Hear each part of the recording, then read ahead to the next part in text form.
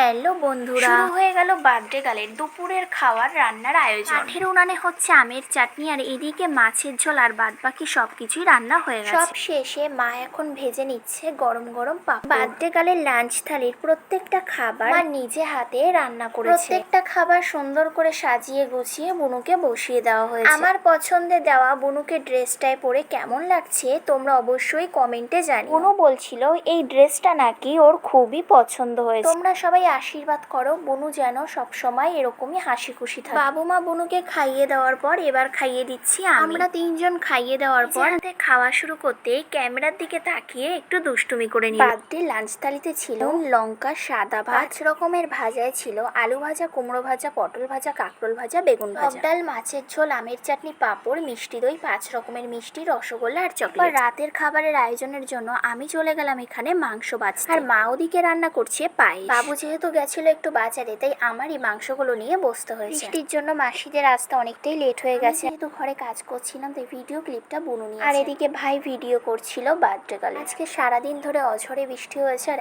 এখন একটু বন্ধ হয়েছে। বড় মা, ছোট মা, নোয়া মা, দিদা সবাই আজকে একসাথেই এসেছে। মিনি ব্লগের পার্ট 1, পার্ট 2, পার্ট 3 অলরেডি আমার চ্যানেলে দেওয়া আছে, তোমরা চাইলে দেখে আসতে পারো। আমি আর ছর্দি মিলে শুরু করে দিলাম এবার নাইট সেলিব্রেশনের ডেকোরেশন। মা যেহেতু একা হাতে দুপুরের রান্নাগুলো করেছে, তাই এখন বড় মা আর মাসিরা মিলে রাতের রান্নাগুলো করছে। এখানে সবকিছু কেটে মশলা করে রেডি করে রেখেছি। বাকিটা পার্ট 5 এ কমপ্লিট করব। আজকে এই পর্যন্তই, দেখা হবে নেক্সট ভিডিওতে।